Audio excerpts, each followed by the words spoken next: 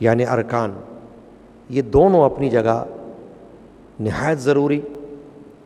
اور بہت بڑی اہمیت کے حامل ہیں۔ چنانچہ دین اسلام کے بنیادی عقائد، جس کو فنڈامنٹل بلیفز کہا جاتا ہے، اس میں تو ہم نے عقیدہ توحید، عقیدہ رسالت اور ملائکہ پر ایمان، الہامی یا آسمانی کتابوں پر ایمان، اور عقیدہ ختم نبوت، اور پھر عقیدہ آخرت، ان سب کا احاطہ الحمدللہ ہم کر چکے ہیں عقائد اسلام کے حوالے سے۔ لیکن جیسا کہ میں نے عرض کیا کہ آج سے ہم پروگرام تعلیمات اسلام میں ارکان اسلام پر گفتگو کریں گے اور اس کی تعریف جانیں گے، اور ارکان اسلام میں اہمیت پر ہم روشنی ڈالیں گے، جس سے ہمیں یہ اندازہ ہوگا کہ جس طرح دین اسلام میں عقائد کی بڑی اہمیت ہے، اسی طرح ارکان کی بھی بہت بڑی اہمیت ہے۔ عقیدہ اور عمل دونوں ایک دوسرے کے لیے لازم حیثیت رکھتے ہیں، اور دونوں کے بغیر مسلمان نامکمل ہے۔ دین اسلام کی تکمیل عقائد سے بھی ہوتی ہے اور اعمال سے بھی ہوتی ہے، دونوں سے مل کر دین اسلام کا ایک مکمل تصور ہمارے سامنے آتا ہے۔ ارکان جمع ہے رکن کی، یعنی ستون، اور ارکان اسلام کو پلرز آف اسلام کہا جاتا ہے۔ اس کی مثال ہم یوں لے سکتے ہیں کہ دنیا میں جب ہم کسی عمارت کو دیکھتے ہیں تو اس عمارت میں ہمیں ستون نظر آتے ہیں، پلرز نظر آتے ہیں۔ ان پلرز پر عمارت کی بنیاد قائم ہوتی ہے، ستونوں پر چھت کسی عمارت کی قائم رہتی ہے۔ دین اسلام میں قرآن مجید میں بھی اور احادیث کریمہ میں بھی جگہ جگہ کسی بات کو سمجھانے کے لیے تمثیل یا مثال یا تشبیہ دی گئی ہے۔ قرآن مجید میں مختلف آیات میں اللہ تبارک و تعالی نے مختلف مثالوں سے انسان کو سمجھایا ہے، یہاں تک کہ جانوروں کی بھی مثالیں دی ہیں۔ اسی طرح احادیث شریفہ میں بھی حضور نبی کریم رؤوف الرحیم صلی اللہ علیہ وآلہ وسلم نے سمجھانے کے لیے، ذہن نشین کرنے کے لیے مختلف طور سے مثالیں بیان فرمائی ہیں، تشبیہات بیان فرمائی۔ چنانچہ ارکان اسلام کو بھی ایک مثال سے سمجھایا گیا ہے، اور مثال یہی ہے کہ حضور نبی کریم رحمت للعالمین شافع المذنبین صلی اللہ علیہ وآلہ وسلم نے صحیح بخاری شریف اور صحیح مسلم شریف کی حدیث ہے متفق علیہ، جس سے یہ معلوم ہوتا ہے کہ دین اسلام ایک عمارت کی طرح ہے، اور اس عمارت کے 5 ستون ہیں، انہی کو ارکان کہا جاتا ہے۔ ارکان اسلام سے مراد وہ 5 ستون ہیں جن پر دین اسلام کی عمارت کھڑی ہوئی، یعنی اگر ان ستونوں میں سے کوئی ایک ستون بھی گر جائے یا گرا دیا جائے تو عمارت کو خطرہ لاحق ہو جائے گا۔ جیسے دنیا کی کسی عمارت میں سے ستون کو ہٹا دیا جائے تو عمارت کمزور ہو جائے اور اس کے گرنے کا خطرہ پیدا ہو جائے۔ ایسے ہی سرکار دو عالم مغفور بنی آدم صلی اللہ علیہ وآلہ وسلم نے حدیث پاک میں فرمایا، جو کہ ابن عمر رضی اللہ تعالی عنہما سے روایت کی گئی ہے، قال رسول اللہ صلی اللہ علیہ وسلم بنی الاسلام علی خمس شہادت اللہ الہ الا اللہ وان محمدا عبدہ ورسولہ واقام الصلاۃ وایتاء الزکاۃ والحج وصوم رمضان۔ نبی کریم علیہ الصلاۃ والسلام نے اس حدیث پاک میں 5 اعمال کا ذکر فرمایا، انہی کو ارکان اسلام کہا جاتا ہے۔ ان 5 ارکان سے مراد یہ ہے کہ یہ ایسے ستون ہیں جن پر دین اسلام کی عمارت قائم ہے، کیونکہ حضرت عبداللہ بن عمر سے یہ حدیث پاک جو روایت کی گئی ہے، اس میں حضور اکرم علیہ الصلاۃ والسلام نے یہ فرمایا کہ اسلام کی بنیاد 5 چیزوں پر رکھی گئی ہے۔ یہ گواہی دینا کہ کوئی معبود نہیں سوائے اللہ تبارک و تعالیٰ کے، اور یہ کہ حضرت محمد صلی اللہ علیہ وآلہ وسلم اس کے بندے اور اس کے رسول ہیں، اور نماز قائم کرنا اور زکوٰۃ ادا کرنا اور حج کرنا اور رمضان کے روزے رکھنا۔ چنانچہ ارکان اسلام کے حوالے سے انشاءاللہ تبارک و تعالی ہر پروگرام میں ایک رکن پر گفتگو ہوگی، لیکن آج ارکان اسلام کی تعریف، ارکان اسلام کی اہمیت، اور پہلا رکن جو ارکان اسلام کی شرط بھی سمجھا جا سکتا ہے وہ کلمہ شہادت ہے، جس کا اس حدیث پاک میں سب سے پہلے ذکر کیا گیا ہے، اس لیے کہ اس کے بغیر کوئی عمل کا تصور نہیں کیا جا سکتا، اور نہ کوئی عمل کیا جا سکتا ہے جب تک کہ یہ گواہی کسی شخص کے دل میں، کوئی مرد ہو یا عورت، موجود نہ ہو، اور کوئی شخص جب تک اس گواہی پر اپنی زبان اور دل سے اقرار نہ کرے اور پختہ یقین نہ رکھے، اس وقت تک اس سے یہ متصور نہیں ہو سکتا کہ وہ ارکان اسلام میں سے کسی رکن پر عمل کرے گا۔ اس لیے کہ جب تک کوئی شخص اللہ تبارک و تعالیٰ کو تمام عبادات کا مستحق نہ سمجھے، اور جب تک کوئی شخص رسول اکرم صلی اللہ علیہ وآلہ وسلم کو اللہ تبارک و تعالیٰ کا آخری نبی اور رسول نہ سمجھے، اس وقت تک وہ قرآن و حدیث کے کسی حکم پر عمل نہیں کر سکتا۔ چنانچہ یہی ارکان جو ہیں، ارکان اسلام جن کو کہا جاتا ہے، ان کا نہ صرف یہ کہ زبان سے اقرار کرنا، بلکہ اپنے قلب سے تصدیق کرنا، یہ دین اسلام کے لیے لازم ہے۔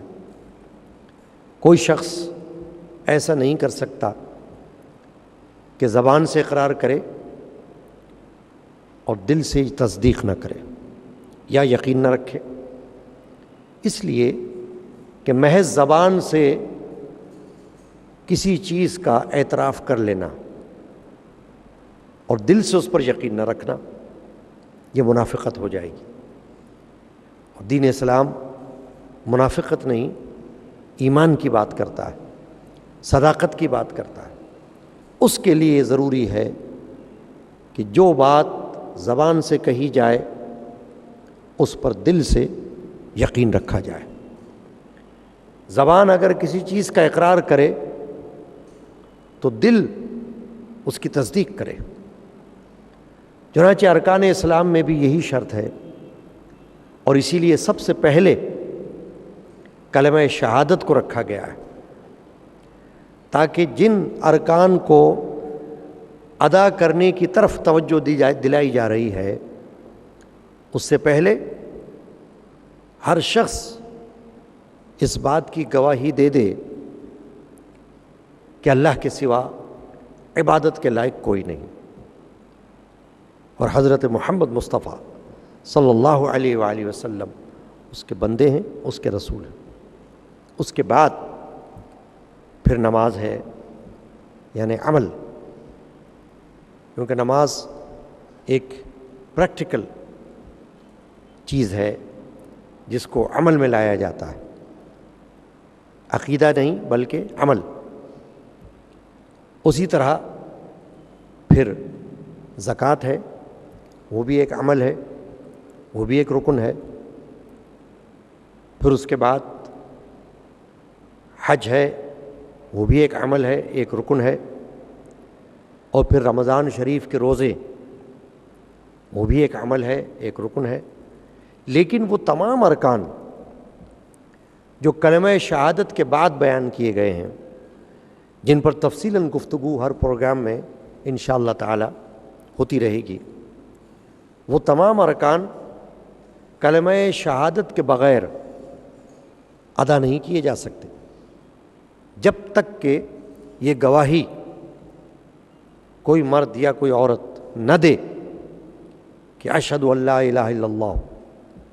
وحدہ لا شریک لہ واشہد ان محمدا عبدہ ورسولہ۔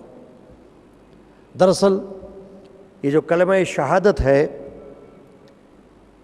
یہ دو حصے ہیں۔ پہلا حصہ ہمیں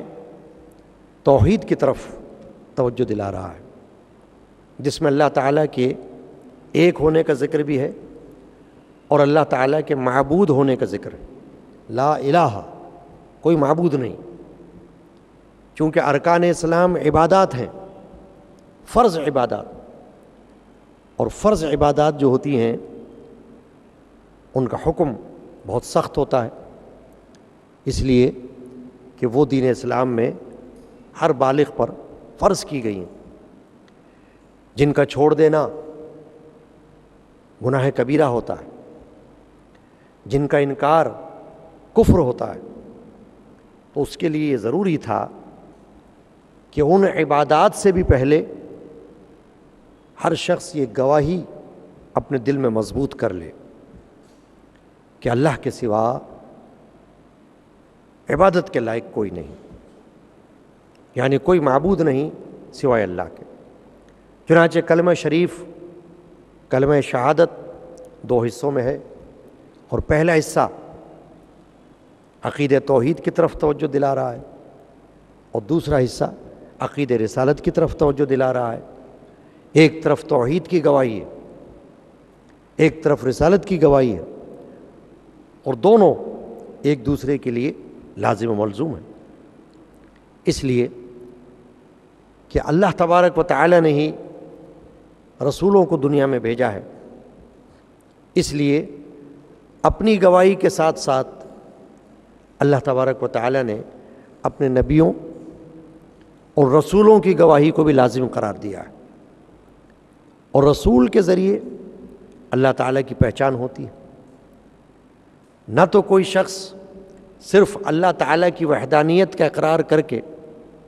مسلمان یا صاحب ایمان کہلا سکتا ہے، اور نہ کوئی شخص صرف رسالت کا اقرار کر کے صاحب ایمان کہلا سکتا ہے، جب تک کلمہ شہادت کے دونوں حصوں پر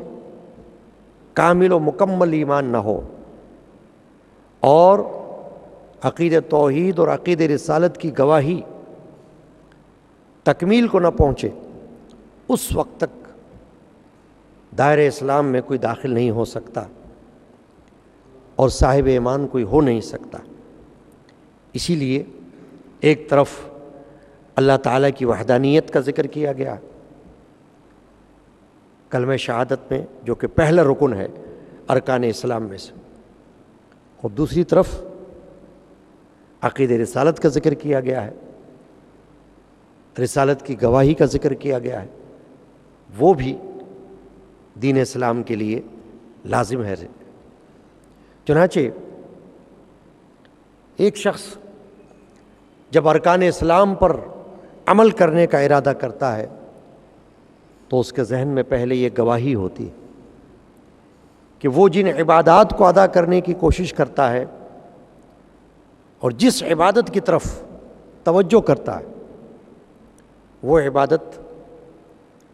اللہ تعالیٰ کی وحدانیت کی گواہی اور اللہ کے آخری نبی، آخری پیغمبر محمد رسول اللہ صلی اللہ علیہ وآلہ وسلم کی گواہی کے بغیر ادا نہیں ہو سکتی۔ کوئی شخص نماز پڑھتا رہے، روزہ رکھتا رہے، لیکن ایمان پر نہ ہو تو اس کے لیے وہ نماز کوئی فائدہ نہیں دے سکتی، روزہ کوئی فائدہ نہیں پہنچا سکتا۔ اس لیے کہ تمام عبادات کے لیے پہلی شرط یہی ہے کہ کوئی مرد یا کوئی عورت اس بات کی گواہی دے کہ اس کی ہر عبادت اللہ کے لیے ہے۔ دیکھیے، میں نے پہلے بھی عرض کیا تھا کہ جہاں تک تعظیم کا تعلق ہے، محبت کا تعلق ہے، تو وہ اللہ سے بھی ہے، رسولوں سے بھی ہے، نیک بندوں سے بھی ہے، اولیاء اللہ سے بھی ہے، اس میں کوئی شک و شبے کی گنجائش نہیں۔ لیکن جہاں تک عبادت کا تعلق ہے تو عبادت صرف اور صرف اللہ وحدہ لا شریک کی ہے۔ اسلام کا مطلب دین اسلام کے وہ فرائض ہیں، وہ عبادات ہیں جو ایک مسلمان کے لیے پہچان کا درجہ رکھتی ہے۔ اسلامی تشخص جس کو کہا جاتا ہے، آئیڈینٹیفیکیشن۔ مثلاً کوئی شخص نماز پڑھتا ہے، اس کو دیکھ کر کوئی کہہ سکتا ہے کہ یہ شخص مسلمان ہے۔ کسی نے روزہ رکھا ہوا ہو اور معلوم ہو جائے کہ اس کا روزہ ہے تو کوئی سمجھ جاتا ہے کہ یہ مسلمان ہے۔ یہ تشخص ہے، یہ ہماری پہچان ہے۔ تو دین اسلام کی پہچان اور تشخص عبادات سے ہوتی ہے۔ عقیدہ تو اپنی جگہ ہے، اور بے شک قرآن مجید میں اللہ تعالیٰ نے عمل سے پہلے عقیدے کا ذکر فرمایا ہے، عمل سے پہلے ایمان کا ذکر فرمایا ہے۔ الا الذین آمنوا وعملوا الصالحات، قرآن مجید میں ارشاد ہے، ایمان پہلے عمل بعد میں۔ اسی لیے یہ کلمہ شہادت یہ ایمان کی گواہی ہے، کیونکہ اس کے بعد جو ارکان اسلام کا سلسلہ ہوگا، جو کہ نماز کا ذکر ہے حدیث پاک میں، جو ابھی حدیث شریفہ آپ نے سنی، اور حج کا ذکر ہے، اور زکوٰۃ کا ذکر ہے، اور رمضان المبارک کے روزوں کا ذکر ہے، تو یہ سب اعمال ہیں جن سے کسی انسان کی پہچان ہوتی ہے، مسلمان کی پہچان ہوتی ہے، صاحب ایمان کی ایک علامت ہے۔ لیکن ان سب سے پہلے اس بات کی گواہی ہے کہ ایک شخص یہ جان لے، پہچان لے کہ اس کی ہر عبادت اللہ کے لیے ہے، چھوٹی ہو یا بڑی، کھلی ہو یا چھپی، تنہا ہو یا اجتماع، لیکن جو عبادت وہ کرتا ہے وہ اللہ کے لیے کرتا ہے۔ اسی لیے سب سے پہلے کلمہ شہادت کا ذکر کیا گیا ہے کہ ارکان اسلام میں پہلا رکن یہی ہے، پہلی شرط یہی ہے کہ وہ اپنی زبان سے اقرار بھی کرے، اشہد ان لا الہ الا اللہ، میں گواہی دیتا ہوں کہ اللہ کے سوا کوئی معبود نہیں، کوئی عبادت کے لائق نہیں۔ دراصل یہ نفی ہے جھوٹے معبودوں کی، جو دنیا میں تاریخ یہ بتاتی ہے کہ مختلف قوموں نے اپنے اپنے طور پر مختلف چیزوں کو معبود کا درجہ دے دیا۔ اور ان کی عبادت کرنا شروع کر دی، اور آج تک یہ سلسلہ جاری۔ دین اسلام وہ واحد دین ہے جسے اللہ تبارک و تعالی نے اپنے لیے پسند فرمایا۔ ان الدین عند اللہ الاسلام، قرآن مجید میں ارشاد فرمایا کہ اللہ کے نزدیک دین صرف اسلام ہے۔ تو ارکان اسلام کے لیے بھی پہلی شرط ہی یہی رکھی گئی کہ ایک شخص یہ گواہی دے، زبان سے اقرار کرے، دل سے گواہی دے کہ وہ اللہ پر ایمان رکھتا ہے، اسے وحدہ لا شریک سمجھتا ہے، اور اپنی ہر عبادت اسی کے لیے ادا کرتا ہے۔ جب اللہ تعالیٰ کی وحدانیت کا اقرار ہو جاتا ہے اور دل گواہی دے دیتا ہے، تو پھر دوسرا حصہ کلمہ شہادت کا جو ہے وہ اشہد ان محمدً عبدہ و رسولہ کا ہے۔ حاضرین کرام، یہ جو دوسرا حصہ ہے جس میں رسالت کی گواہی ہے، یہ بھی بڑا اہم ہے، اس لیے کہ دنیا میں ایسی قومیں گزری ہیں، ایسی امتیں گزری ہیں جنہوں نے نبیوں کو ایسا درجہ دے دیا کہ کسی نے کسی نبی کو اللہ کا بیٹا قرار دے دیا، جیسے یہود نے حضرت عزیر علیہ السلام کو اللہ کا بیٹا کہا، اور نصارہ نے حضرت عیسیٰ علیہ السلام کو اللہ کا بیٹا کہا۔ تو مسلمان کو یہ تعلیم دے دی گئی کہ وہ جب عقیدہ رسالت پر اپنی زبان سے اقرار کرے اور دل سے گواہی دے تو اسے یہ تصور ہو کہ حضرت محمد صلی اللہ علیہ وسلم اللہ تعالیٰ کے ایک بندے، معاذ اللہ بیٹا نہیں، وہ نبی ہیں، وہ رسول ہیں، اور وہ تمام انسانوں میں اللہ تبارک و تعالیٰ کے بعد سب سے بزرگ تر ہستی ہیں۔ بعد از خدا بزرگ تو ہی قصہ مختصر، لیکن ہر شخص کے دل میں یہ عقیدہ اور یہ تصور موجود رہے کہ محمد رسول اللہ صلی اللہ علیہ وآلہ وسلم اپنی تمام تر شان اور صفات اور مقام و مرتبے کے باوجود اللہ تعالیٰ کے بندے ہیں۔ البتہ وہ ایسے بندے ہیں کہ جو اللہ کا خاص بندہ ہے، عام بندہ نہیں، یعنی ایسا بندہ کہ کوئی عام بندہ نبی کریم رؤوف رحیم صلی اللہ علیہ وسلم کی برابری نہیں کر سکتا، ان کا ہم پلہ نہیں ہو سکتا، ان کا ہمسر نہیں ہو سکتا، اس لیے کہ حضور نبی کریم علیہ الصلوۃ والسلام اور تمام نبیوں کو اللہ تعالیٰ نے جو خاص صفات عطا فرمائی ہیں وہ ان کے لیے خاص ہیں، وہ کسی عام بندوں کو حاصل نہیں۔ لیکن اپنی تمام تر صفات کے باوجود سرکار دو عالم صلی اللہ علیہ وسلم کو اللہ نے فرمایا عبدہ، وہ اس کے بندے ہیں، ورسولہ، وہ اس کے رسول ہیں۔ یعنی ہر شخص یہ عقیدہ اپنے دل میں رکھے کہ وہ یہ گواہی دے کہ وہ محمد صلی اللہ علیہ وسلم جن کو وہ اپنا نبی مانتا ہے، جن کو وہ اللہ کا آخری پیغمبر مانتا ہے، جن پر آخری آسمانی کتاب نازل ہوئی، جنہیں اللہ تبارک و تعالی نے اپنا حبیب بنایا، جنہیں اللہ نے اپنا محبوب بنایا، جن کو بہت بڑا مقام اور مرتبہ عطا فرمایا، وہ تمام تر مقام اور مرتبے کے باوجود اللہ تعالیٰ کے ایک بندے ہیں۔ گویا اللہ تعالیٰ نے شرک کی نفی فرمائی کہ جن قوموں نے نبیوں کو اللہ کا بیٹا بنا لیا، اللہ تبارک و تعالیٰ نے یہ تعلیم دے دی کہ مسلمان مرد یا عورت حضور نبی کریم رؤوف رحیم صلی اللہ علیہ وآلہ وسلم کو نبی مانے، اللہ کا آخری پیغمبر مانے، مگر انہیں اللہ کا ایک بندہ سمجھے، اللہ کا رسول سمجھے۔ چنانچہ کلمہ شہادت کو جب پہلا رکن کا درجہ دیا گیا تو اسی لیے کہ جتنی عبادات ارکان اسلام میں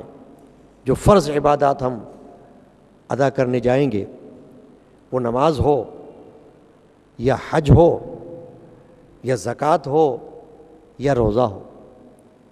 وہ تمام عبادات اللہ تعالیٰ کے لیے ہوں گی، اللہ تعالیٰ کی بارگاہ میں اللہ کو وحدہ لا شریک سمجھ کر ہوں گی، اور کلمہ شہادت کا دوسرا حصہ کہ رسول اکرم مغفر بنی آدم صلی اللہ علیہ وآلہ وسلم کو اللہ تعالیٰ کا رسول اور اس کا بندہ یہ سمجھا جائے گا۔ چنانچہ ارکان اسلام میں آج ہم ارکان اسلام کی تعریف سمجھ رہے ہیں، ارکان اسلام میں پہلا رکن کلمہ شہادت کو سمجھ رہے ہیں، اور یہ جو میں نے شروع میں عرض کیا کہ اللہ تبارک و تعالیٰ نے بھی قرآن مجید میں مختلف باتوں کے لیے مختلف مثالیں دیں، اسی طرح نبی کریم رؤوف رحیم علیہ تحیۃ و تسلیم نے بھی مختلف مثالوں سے انسان کو سمجھایا ہے، اپنی امت کو سمجھایا۔ چنانچہ دین اسلام کو حضور نے ایک عمارت قرار دیا ہے کہ اے مسلمانوں، دین اسلام ایک ایسی عمارت ہے کہ جس کو تم ستونوں پر کھڑا سمجھو، اور اس کے ستون یہ 5 ہیں: کلمہ شہادت جس میں اللہ اور رسول کی گواہی، اور نماز، اور حج، اور زکوٰۃ، اور روزہ۔ تو اگر دنیا کی کسی عمارت کو ستون کے گرنے سے خطرہ لاحق ہو سکتا ہے، تو اسلام کی عمارت کو بھی اس کے کسی ستون کے گر جانے سے یا اس عبادت کے چھوڑ دینے سے، اس عمل کے ترک کرنے سے خطرہ لاحق ہو جائے گا۔ اور انسان کی پہچان، مسلمان کی پہچان عقائد سے بھی ہے اور ارکان سے بھی ہے۔ اسی لیے میں نے عرض کیا کہ نہ تو عقائد کے بغیر دین اسلام کی تکمیل ہو سکتی ہے، اور نہ ارکان اسلام کے بغیر دین اسلام مکمل ہو سکتا ہے۔ جیسے حقوق اللہ اور حقوق العباد ہیں، ایسے ہی ایک طرف عقائد اسلام ہیں اور ایک طرف ارکان اسلام ہیں۔ تو ہم نے عقائد اسلام میں جس طرح مختلف عقیدوں کی اہمیت کو جانا، ان کو پہچانا، اسی طرح ارکان اسلام میں مختلف ارکان کی اہمیت، ان کی فرضیت اور ان کی شان کو ہم سمجھیں گے، اور ارکان اسلام کے حوالے سے اس بات کی اہمیت کو پیش نظر رکھیں گے کہ تمام ارکان میں سے ہر رکن اپنی جگہ سالڈ ہے، ایک ٹھوس حقیقت رکھتا ہے۔ اس حقیقت کے بغیر مسلمان صرف نام کا مسلمان ہوگا۔ دیکھیے، اگر کوئی شخص عقیدہ بھی رکھے اللہ پر، رسولوں پر، آسمانی کتابوں پر، اور فرشتوں پر، اور آخرت پر، اور تقدیر پر، تو یہ اپنی جگہ ہے، لیکن جب تک وہ اعمال جن کو ارکان کہا جاتا ہے اس پر کاربند نہ ہو، اعمال کو ادا نہ کرے، ارکان کو ادا نہ کرے، تو مسلمان تو ہوگا لیکن اسے کہا جائے گا کہ یہ نام کا مسلمان ہے، کام کا مسلمان نہیں، اس لیے کہ یہ کہتا تو ہے کہ اللہ ایک ہے، عقیدہ تو رکھتا ہے کہ اس کے رسول ہیں، مگر یہ اللہ کے اس حکم کی پیروی نہیں کرتا، اللہ کے اس حکم کو نہیں مانتا کہ عقیدے کے ساتھ ساتھ، ایمان کے ساتھ ساتھ عمل کی بھی ضرورت ہے۔ چنانچہ حاضرین محترم، آج ہم نے ارکان اسلام کا جو سلسلہ آج کے پروگرام سے شروع کیا ہے، اس میں ارکان اسلام کی تعریف بیان کی گئی اور حدیث پاک کو ذکر کیا گیا، جس میں حضور اکرم صلی اللہ علیہ وسلم نے اسلام کو ایک عمارت سے تشبیہ دی، اور کلمہ شہادت کے جو پہلا رکن ہے اور شرط ہے، اس کی تعریف اور اس کی اہمیت سے ہم واقف ہوئے۔ اب اس آج کے موضوع سے متعلق کوئی سوال اگر آپ کے ذہن میں ہو تو آپ وہ کر سکتے ہیں۔ ڈاکٹر صاحب، میرا سوال ہے آپ سے، عقائد اور ارکان اسلام میں کس کی اہمیت زیادہ ہے؟ دیکھیے، جیسا کہ میں نے پہلے بھی عرض کیا تھا، اور جب ہم دین اسلام کے بنیادی عقائد پر گفتگو سن رہے تھے تو اس میں یہ بات بھی ہمارے زیر بحث رہی کہ ایمان اور ارکان، عقیدہ اور عمل، یہ دونوں ایک دوسرے کے لازم ملزوم تو ہیں، لیکن ایمان کی اہمیت عمل سے اس لیے زیادہ رکھی گئی ہے کہ جب تک ایمان مکمل نہ ہو اللہ پر، رسولوں پر، فرشتوں پر، آسمانی کتابوں پر، آخرت پر، اس وقت تک عمل کی طرف اگر کوئی توجہ کرے گا تو اس کا عمل بیکار ہوگا، کیونکہ وہ عمل ہی اللہ کی بارگاہ میں قبول ہوگا جو ایمان کے ساتھ ہوگا۔ لہٰذا ایمان کی اہمیت سے انکار نہیں کیا جا سکتا، اس لیے کہ ایمان ایک ایسی صفت ہے کہ جس میں پیدا ہو جائے، اگر کسی وجہ سے عمل کی کمی بھی ہو تو اللہ تعالیٰ محض ایمان ہی کے وسیلے سے اس کو بخش دے گا اور اس کی نجات ہو جائے گی، کیونکہ عمل جو ہے وہ تو ہر شخص اپنی استطاعت کے مطابق کرتا ہے، مگر ایمان کی اہمیت بہت زیادہ ہے۔ لیکن چونکہ آپ کے ذہن میں یہ سوال آیا کہ ایمان یعنی عقیدہ اور ارکان یعنی عمل، ان دونوں میں سے اہمیت کس کی زیادہ ہے، تو ایمان اور عمل ان دونوں کو ایک دوسرے کے لازم سمجھنا ضروری ہے، کیونکہ ایسا نہیں ہو سکتا باوجود اس کے کہ ایمان بہت عرف و اعلیٰ ہے، عمل سے بھی پہلے ہے، اور اللہ تعالیٰ نے قرآن مجید میں ایمان کا ذکر پہلے فرمایا ہے، عمل کا ذکر بعد میں کیا ہے، مگر بات یہ ہے کہ ایمان عمل کے بغیر نامکمل ہے اور عمل ایمان کے بغیر نامکمل ہے۔ یعنی ایک شخص جو ایمان رکھتا ہے، ابھی میں نے عرض کیا کہ وہ عمل نہیں کرتا تو نامکمل ہوگا وہ، اور یہ ایسا ہوگا جیسے جسم تو ہے مگر روح نہیں ہے۔ چنانچہ ایمان کے ساتھ ساتھ عمل کا ہونا ضروری ہے، اس لیے ہم یہ کہہ سکتے ہیں کہ ایمان بھی اپنی جگہ بہت اہمیت کا حامل ہے، لیکن عمل بھی اپنی جگہ بڑی اہمیت کا حامل ہے، کیونکہ عمل کے بغیر بھی دین اسلام کی تکمیل نہیں ہو سکتی۔ اور جیسا کہ میں نے عرض کیا کہ ایک شخص پھر نام کا مسلمان رہے گا صرف ایمان کی وجہ سے، لیکن عمل کے بغیر دین اسلام کی تکمیل نہیں ہو سکے گی۔ لہٰذا ایمان بھی اہمیت کا حامل ہے اور عمل بھی اپنی جگہ بڑی اہمیت رکھتا ہے۔ اور کوئی سوال اگر آج کے موضوع سے متعلق ہو تو آپ کر سکتے ہیں۔ محترم ڈاکٹر صاحب، میرا آپ سے سوال یہ ہے کہ اگر کوئی غیر مسلم دین اسلام میں داخل ہونا چاہے تو اس کا طریقہ کیا ہوگا؟ دیکھیے، بات کلمہ شہادت سے شروع ہوئی، یعنی ارکان اسلام میں پہلا رکن کلمہ شہادت، تو اس کی اہمیت بہت زیادہ ہے اس اعتبار سے کہ یہی وہ کلمہ ہے جو ایک شخص کو غیر مسلم سے مسلم بنا دیتا ہے، اور یہی وہ کلمہ ہے کہ خدا نخواستہ اگر اس پر کسی کا یقین نہ ہو تو وہ مسلمان سے اسے کافر بنا دیتا ہے۔ تو اس کی اہمیت اتنی زیادہ ہے کہ دین اسلام میں داخل ہونے کے لیے کسی شخص کو اس کلمہ شہادت کی ضرورت ہے، اس لیے کہ جب ایک غیر مسلم دین اسلام میں داخل ہونا چاہے تو اس کو اللہ تبارک و تعالیٰ پر ایمان کی گواہی، اللہ تعالیٰ کے تمام رسولوں پر ایمان کی گواہی، اللہ تعالیٰ کی تمام الہامی کتابوں پر ایمان کی گواہی، اللہ تعالیٰ کے فرشتے جو اللہ تعالیٰ کی نورانی مخلوق ہیں اس پر ایمان کی گواہی،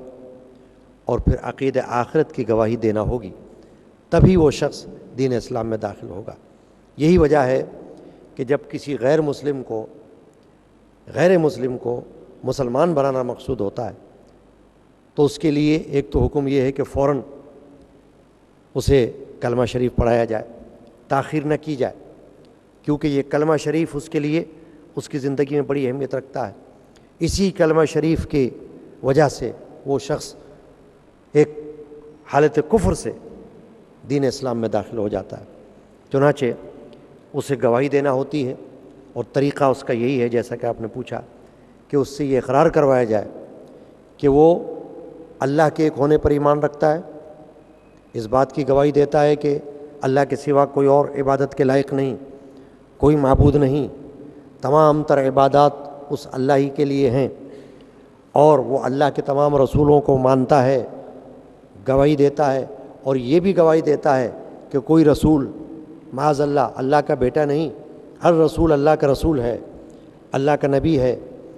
اور وہ یہ گواہی دیتا ہے کہ تمام آسمانی کتابیں جو اللہ کی طرف سے نازل ہوئیں وہ حق ہیں اور حق تھیں، اور ان پر ہمارا ایمان ہے۔ اسی طرح فرشتوں کو اللہ کی ایک مخلوق سمجھتا ہے، اگرچہ وہ فرشتے اللہ کے حکم سے بہت سارے کام انجام دیتے ہیں،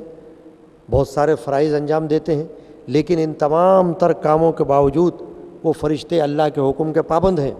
وہ مخلوق ہیں، ان کو دیوی یا دیوتا نہیں سمجھا جا سکتا، وہ اللہ تعالیٰ کی ایک مخلوق ہے،